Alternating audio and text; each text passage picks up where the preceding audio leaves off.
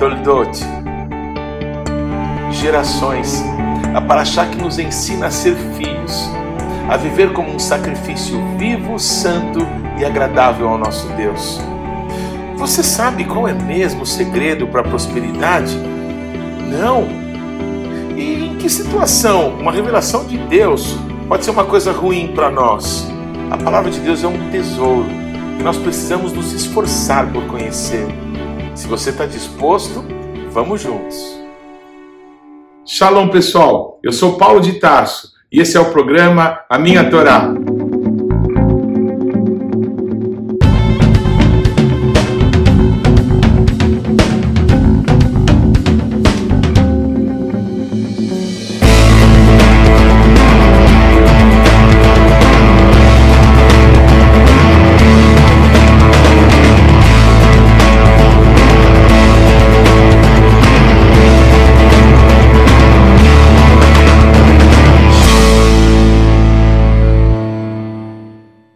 Por favor, gaste agora alguns segundos, interaja conosco, deixe aí o seu like, faça algum comentário, torne esse vídeo ainda mais relevante, compartilhe com os teus amigos. E se você não se inscreveu ainda, não deixe de se inscrever nesse canal. Clique aí no sininho para que você receba as nossas notificações. E vamos juntos mergulhar no conhecimento da Palavra de Deus. Shalom, queridos, tudo bem?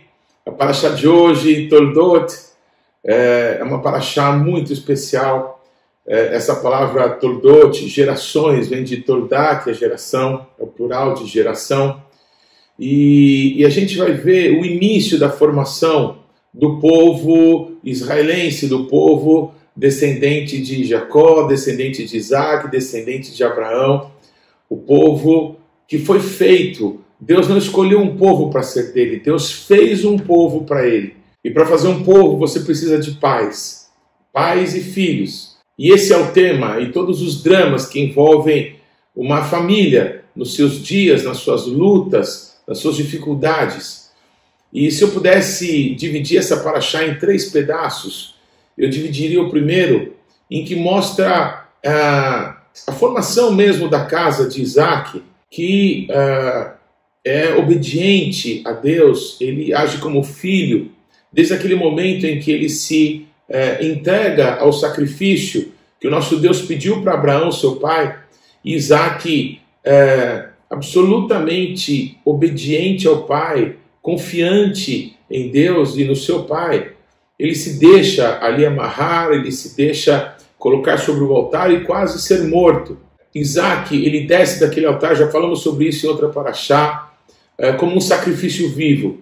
Ele decidiu ali que a vida dele era de Deus. Ele se entregava àquele sacrifício que Deus tinha requerido. Então, se ele permaneceu vivo, ele permaneceu para viver a vida que Deus tinha para ele. E essa talvez seja a maior lição de Isaac para todos nós. Isaac nos ensina a ser filhos de Deus. Muito diferente do final da última paraxá, Haesará, em que são enumerados ali os filhos de Ismael, irmão mais velho de Isaac. Isaac, ele tem um problema muito grande, o mesmo problema que o seu pai tivera, a sua mulher era estéril. Nós vamos ver isso na vida dos patriarcas. As mulheres dos patriarcas são estéreis. Curiosamente, elas vêm da mesma terra, da mesma região, uma região de idolatria. E aí nós chegamos a uma conclusão importante, que idolatria gera esterilidade. Mas Isaac, aos 60 anos de idade, ele ora por sua esposa, Irívica, Rebeca, a sua esposa, ela vem a engravidar. E esse momento ainda é um momento turbulento, porque a Irívica, a Rebeca, ela percebe que alguma coisa não estava indo bem para ela na gestação. Entendem? Naquele tempo não tinha ultrassom, não tinha exames super modernos. Ela percebia que havia alguma coisa meio errada, diferente dentro dela, como que uma guerra acontecendo no seu próprio ventre. E aí alguma coisa muito extraordinária, a Bíblia nos revela, porque a Rebeca, ela consulta a Deus. Sabe por que ela consulta a Deus? E melhor, hein? Ela é respondida por Deus da sua inquietação, é porque ela sabia como fazê-lo. E aí vai uma lição muito importante para todos nós, que a gente tenha a oportunidade de conviver com homens e mulheres de Deus, pessoas que são amigos de Deus, pessoas íntimas de Deus, pessoas que têm relacionamento com o Senhor. Nós precisamos, no mínimo, aprender como falar com Deus, né? Como ouvir, discernir a voz de Deus. E a Rebeca era nora do amigo de Deus, de Abraão. Então eu deixo isso para o teu coração. Será que você não tem oportunidade de andar com pessoas de Deus que são extraordinárias e você não tem se aproveitado do que você poderia de realmente gastar o teu tempo aprendendo, discernindo, conhecendo no discipulado verdadeiro? Que essa pergunta te faça meditar e te faça tomar atitudes. Porque a Rebeca, quando viveu um grande problema, um grande conflito interno, sem saber o que estava acontecendo, ela invoca a Deus, ela procura o Senhor e Deus a responde. Isso é maravilhoso. E o que Deus diz é que no ventre dela haviam duas nações, dois povos estavam ali dentro, e aquele que nasceria primeiro seria servo do segundo. Nós vamos deixar para tratar isso daqui a pouquinho, mas é impressionante como algumas pessoas recebem revelações da parte de Deus e não sabem lidar com elas. Mas me aguarde um pouquinho que a gente já volta para esse tema. O segundo tema da Parashá Toldot tem a ver com a obediência. Mais uma vez que eu falo de Isaac. Isaac nos ensina a ser filhos, nos ensina a ser obediente. E Isaac, como filho, ele fazia tudo o que ele viu seu pai fazer. Ele é uma figura de Jesus na Bíblia. Assim como Jesus, diz a palavra, não fazia nada sem antes ver o seu pai, ver o nosso Deus fazer. Isaac era totalmente obediente. E outra coisa, ele imitava o seu pai. Nos acertos, glória a Deus, mas também nos erros.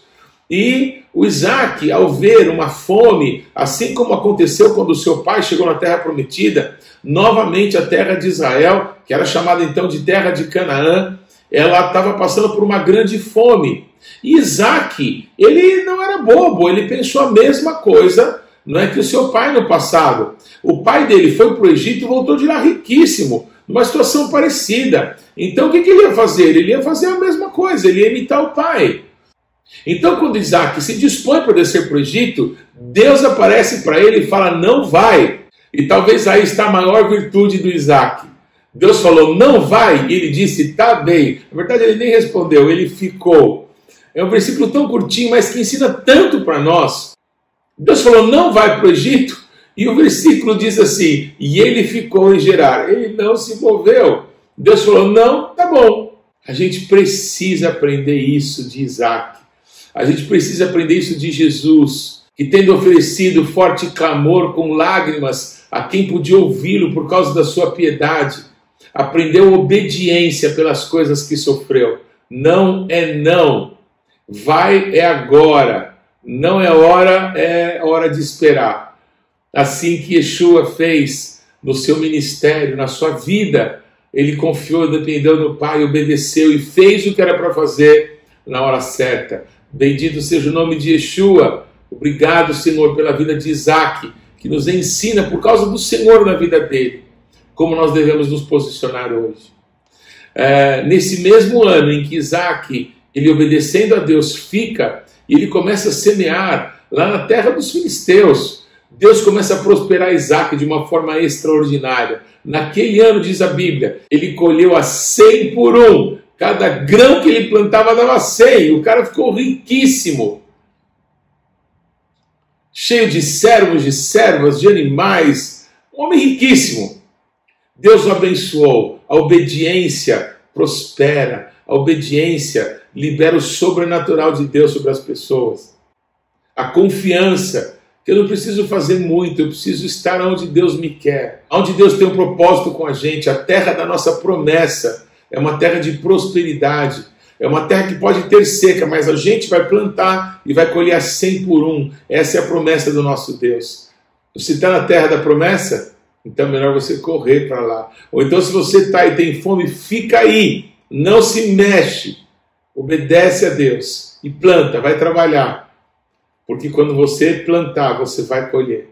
Não demorou para que Isaac despertasse com a bênção, com a prosperidade de Deus na vida dele. muitos olhares maldosos, muita inveja, muita ganância, muito ódio. As pessoas odeiam aqueles que são abençoados por Deus. E isso está errado, é claro, mas o problema é que acontece. Como que você vai lidar com isso? A Bíblia diz que o Isaac começou a reabrir os poços que tinham sido cavados por Abraão nos dias da sua peregrinação e que estavam todos entulhados. E quando ele vai cavando os poços, né, vai achando água, e os filisteus vêm e entulham de novo os poços, dizendo, essa água é minha. E aí existe contenda, existe inimizade. E o Itzhak, precisa lembrar que o nome dele quer dizer risada. Eu fico imaginando, ele devia dar uma risada gostosa, ele devia dizer assim, olha, deixa pra lá, a bênção sou eu, onde eu colocar minha mão, Deus vai me abençoar, porque Deus tem um propósito com a minha vida. Deus falou para eu ficar, eu fiquei. Então tudo na minha vida vai prosperar, porque eu estou no centro da vontade de Deus. O Isaac mandava abrir outro poço, abria e achava água. Ele deixava para lá, ele não se importava com aquilo que falavam dele, ele não se importava com as maldades que faziam contra ele. Ele simplesmente abandonava as intrigas, as discórdias, ele abandonava as inimizades e ele seguia em frente para aquilo que Deus tinha para a vida dele. Talvez quem olhe para a vida de Isaac veja um homem muito passivo, mas não seria também isso uma cópia de Abraão, um reflexo da própria formação de Isaac com seu pai Abraão e do relacionamento que Abraão tinha com Deus, do tipo, sai da tua terra, o Abraão sai da tua parentela, da casa de teu pai, ainda que ele demore um pouco, mas ele obedece uma hora. Pega aqui minha escrava, Sara falou para ele pegou. Agora manda o escravo embora, ele mandou. Agora o filho da escrava não vai herdar com o meu filho, ele mandou o filho embora. Deus falou, pega o teu filho, teu único filho, e leva lá e mata ele para mim. O Abraão foi. Aquilo que parece passividade, até alguém meio bobo, alguém que não tem opinião própria, queridos, é obediência ao nosso Deus, é confiança, é dependência daquele que nos chamou, daquele que tem promessas para a nossa vida. Esse é o diferencial do pai Abraão. Esse é o diferencial mais ainda na vida de Isaac. Isaac não saiu da terra prometida nem para casar. A mulher veio. Aprender a ser filho é saber que aonde Deus te plantou vai ter prosperidade. Você vai constituir família. Sua mulher estéril, ela vai engravidar. Não interessa o que esteja acontecendo. O que interessa é quem te prometeu. Quem te chamou. Quem falou a teu respeito. Isaac nos dá uma baita aula de como viver para Deus, de como depender dele em todas as coisas. É lindo quando Isaac, deixando a inimizade, deixando as contendas, ele segue, ele chega a um local amplo, Rehobote em português, e ele ali manda cavar também um poço, e por esse poço, nesse lugar amplo, ninguém vem incomodá-lo, ninguém vem mais perturbá-lo, entulhar os seus poços, e aí ele folgou um pouco. Mas me escute, por favor, esse é um momento muito perigoso na vida de todo mundo. Quando você descobre um lugar amplo, um lugar que parece que os problemas passaram, ficaram para trás, você tem que dar glória a Deus por esse lugar, mas você não pode ficar nele. O lugar amplo não é o melhor de Deus para nós. O lugar que as coisas estão acontecendo, estão indo bem, eu já tive tanto problema, agora está tudo meio calmo, não é o que Deus tem para a nossa vida ainda. A gente passa momentos bons de prosperidade na vida, de avanços, mas isso não é o que Deus tem para nós. Deus tem um lugar perfeito para a nossa vida. A Bíblia diz que os servos de Abraão continuam a cavar poços. E foi em Rehobote, foi lá em Rehobote, nesse lugar amplo, que os inimigos vieram e pediram para que, por favor, Isaac, que já era tão rico, que já era tão poderoso, não se levantasse contra aqueles que o hospedaram em sua terra. Eles vieram pedir aliança. Eles que tinham feito tanto mal para Isaac, ou você acha que eles não sabiam que estavam entulhando os poços de Isaac? Eram ordens deles. Eles estavam com inveja, com medo e sabiam muito bem do que Isaac era capaz. Mas nesse dia eles foram até Isaac reconhecendo que Isaac era um homem de Deus, que Deus era com ele e que tudo que Isaac fazia prosperava. E eles pediram que Isaac fizesse uma aliança de paz com eles. E Isaac fez. Deus coloca uma mesa para nós na presença dos nossos inimigos. Que glorioso dia da mesa, que glorioso dia em que você vai poder servir aqueles que falaram mal de você, aqueles que te distrataram, aqueles que te prejudicaram. Não guarda rancor, não guarda mágoa. Prepara a mesa, prepara o banquete, serve o melhor que você tiver, porque esse é o dia da honra do nosso Deus na tua vida. Não desperdiça isso com mágoa, com rancor, com pensamento negativo, com atitudes erradas. Prepara um banquete, faz aliança com os teus inimigos, abençoa eles em paz e segue a tua vida imediatamente. Quando os inimigos deram as costas, chegou a notícia. Eles tinham cavado um poço e acharam águas vivas. Esse poço está aberto até hoje lá em Beersheba. Eu quero mostrar um vídeo para vocês no final, um vídeo que eu tive a honra de gravar quando eu estive em Beersheba, com um amigo muito querido nosso, Michael Malachi, que mora em Beersheba, e que me levou para conhecer esse poço, o poço que o Abraão cavou em Beersheba, um poço da aliança, um poço que Isaac reabriu e que está aberto até hoje. Eu chamo esse lugar de lugar perfeito de Deus. Deus tem um lugar perfeito para a tua vida. Permaneça, confie, não pare. Faça o que Jesus faria no teu lugar, pois é Ele quem vive em ti. Dê lugar para que Yeshua reine em você. Viva como Isaac, como um sacrifício vivo, santo e agradável a Deus, que é o nosso culto racional. A Ele toda a honra, toda a glória e todo o louvor. Mas para encerrar essa nossa paraxá, que é extremamente interessante, nós temos que falar sobre a disputa que havia no ventre de Rebeca. Bem, eu te disse que a gente ia tocar nesse assunto de novo, não é? E quando a Rebeca tem uma revelação de Deus, ela não sabe o que fazer com a revelação. Isso é um problema grande. Tem muitas pessoas que ficam buscando a Deus e buscam profetas, pessoas que possam trazer para ela uma direção de Deus, e muitas vezes Deus dá a direção, e a pessoa não sabe o que fazer com a direção, não sabe o que fazer com o sonho, com a visão que Deus deu para ela. A Rebeca foi assim, ela estragou tudo. Parece que o assunto na casa do Isaac e da Rebeca era a primogenitura. Não nos faz lembrar um outro casal, uma outra família meio disfuncional, o Adão e Eva, que parece que na casa deles o único assunto era o que eles perderam, não é, quando pecaram no Éden. A ponto de Caim e Abel, não é, entregarem sacrifícios, entregarem presentes para Deus, ofertas para Deus, para tentar atrair de novo a presença de Deus. Na casa de Isaac e de Rebeca parece a mesma coisa. Não tinha outro assunto, era a primogenitura. O mais velho vai servir o mais novo. Vocês imaginam que inferno viver num lugar desse? O Esaú era meio descoladão. Ele era um cara que gostava de caçar, era um cara grandão, parece forte, não é? Um cara que gostava do campo, gostava de aventura. E o Jacó, o protegidinho da mamãe, ele ficava em casa, ficava ali na manha, sabe, fazendo coisas ali caseiras. Por quê, hein? Será que porque ele não foi super protegido? Será que super proteção de alguma forma ajuda os nossos filhos ou só dificulta o caminho deles? A Rebeca foi uma mãe super protetora e pior, ela foi super protetora para um em detrimento do outro, gerando um conflito terrível dentro de casa. Isso porque ela tinha uma revelação de Deus. Ela sabia o que Deus ia fazer. Só que a Rebeca, ela tenta ingerir naquilo que Deus tinha dito que faria.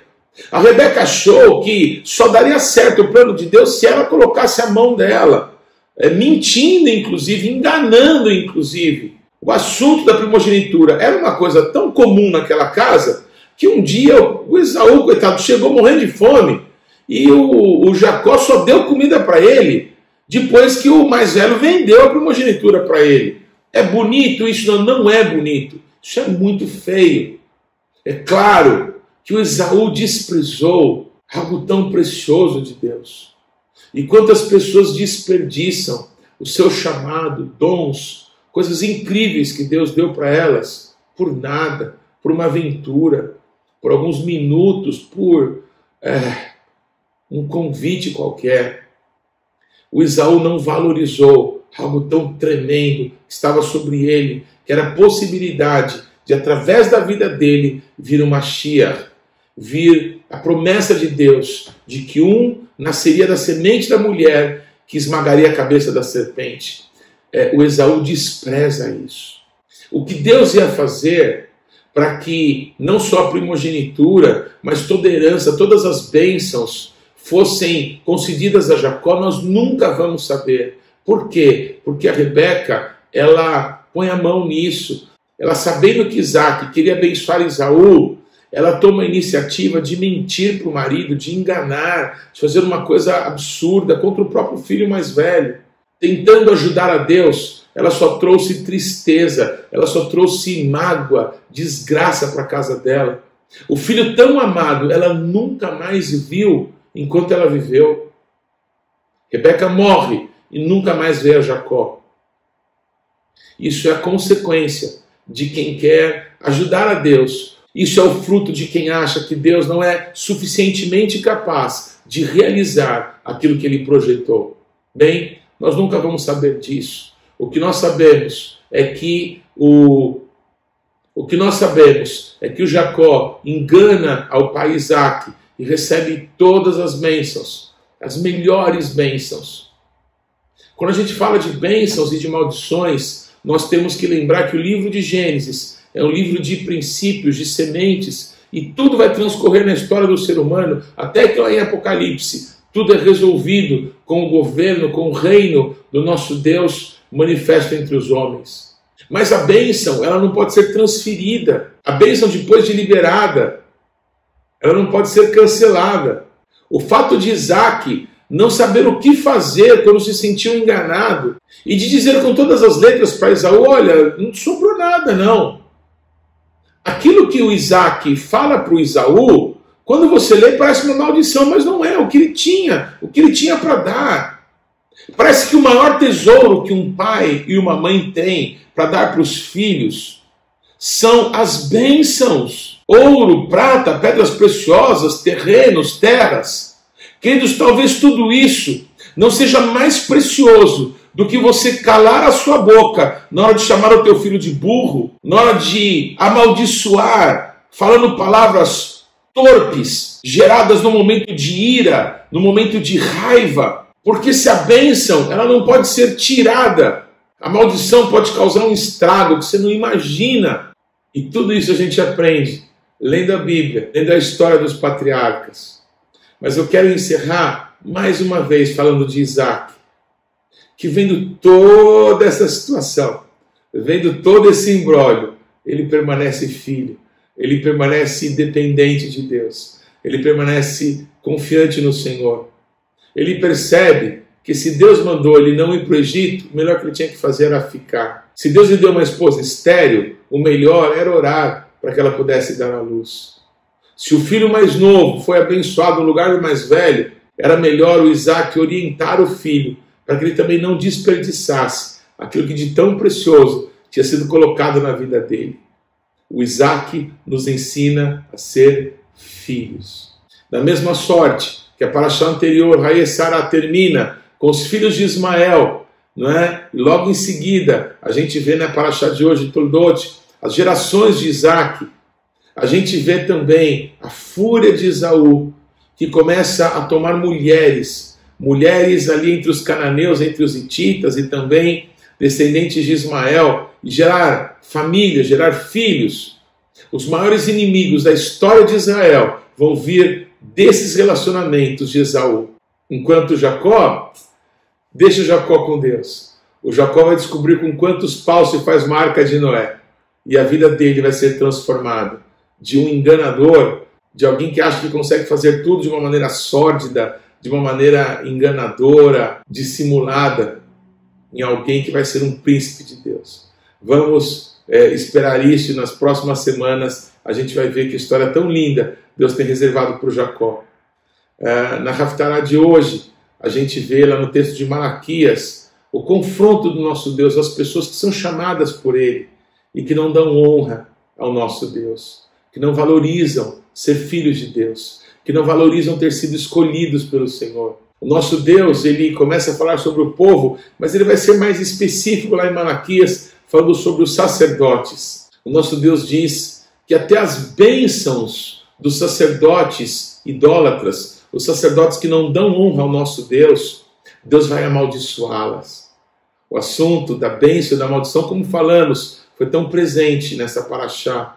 Então é bom prestar bastante atenção que Deus nos fez povo dele, que Deus nos fez sacerdócio real, povo santo, propriedade exclusiva de Deus. Deus nos fez filhos, para que nós possamos, como Isaac, não viver nós, mas permitir que o Mashiach, permitir que Cristo viva em nós, permitir que as nossas atitudes reflitam quem Ele é, a maneira que Ele se manifesta. Muitos gastam tempo, penso eu, não é, querendo definir a eleição de Deus, não é? Como se pessoas nascessem com um X nas costas para irem para o inferno e outro nas costas para irem para o céu. É tão mais do que isso. Aproveitar oportunidades, amar a Deus sobre todas as coisas, confiar no Senhor, depender dEle. Não é uma situação passiva, é uma situação ativa. Eu decido obedecer, eu decido servir a Deus, eu decido depender e confiar nele, eu decido ser feliz, eu decido viver para a glória do meu Deus. A gente percebe que assim como a descendência de Caim, ela não é contada, essa descendência que vai morrer no dilúvio.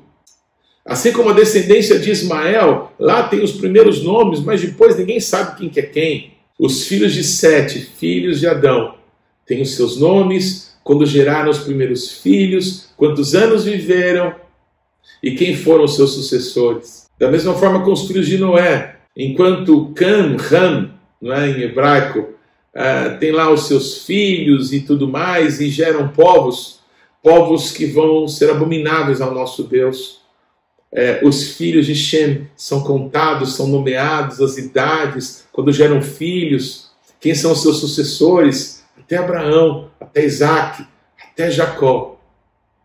Esaú, da mesma forma, escolhe o seu caminho, escolhe o caminho da rebeldia, o caminho da maldade, o caminho do confronto contra valores que foram estabelecidos por Deus.